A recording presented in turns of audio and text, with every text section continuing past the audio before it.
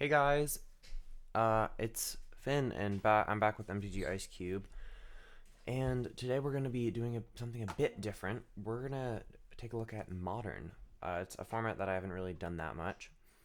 I've just sort of gotten into it, and it's at a really great spot. I love how diverse the meta is, and it looks like a great place to get into it. Yeah.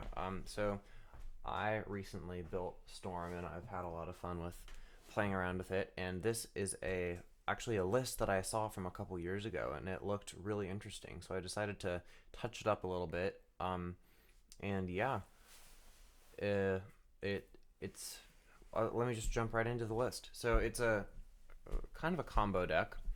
The key card is Reveillark.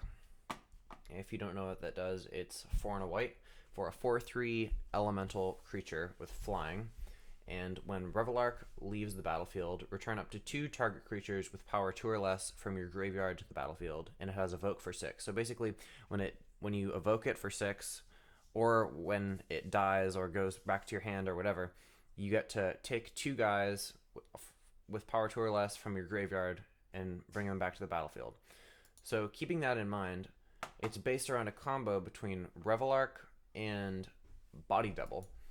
So Body Double is 4 and a blue, so also 5 mana for a 0/0, but you may have a Body Double enter the battlefield as a copy of any creature card in a graveyard. So how the combo works is with Nantuko Husk, which we're using as a stack outlet, we um, we will bring Reveillark into our graveyard, and then play Body Double, sacrifice it to the Husk, so you have Body Double enter as a copy of Reveillark, and Body Double enters as Reveillark. You sacrifice it to the Husk, and when it's in the graveyard, you get the triggered ability because it's when it dies, so it can actually target itself while it's in the graveyard because as 0/0 it has power 2 or less. Um, so what you do is you bring Body Double back, and it gets another guy, and then you just have it enter as Reveillark again, and you redo the combo. So that's how the loop works, but there are other cards that synergize. So we're running Fulminator Mage if we want to blow up all of their non-basic lands, Venser if we want to bounce one of their spells, um, and then or we could just use Perilous Mirror to shoot them to death. Um, and Muldrifter is actually really important because it lets us cycle through our deck and basically find whatever we need. Um, uh, yeah, so we also play Thirst for Knowledge as a way to get cards into our graveyard and to cycle through our deck to see if we can find any more combo pieces. And then one of the most important cards of the deck is actually Heartless Summoning, which is a 1 and a black for an enchantment. Creature spells that you cast cost 2 less to cast, and it gives creatures you control -1/-1 until end of turn. Uh, Keeping that -1/-1 aside, it doesn't really matter. Um, uh, the important thing is that creature spells you control cost 2 less to cast.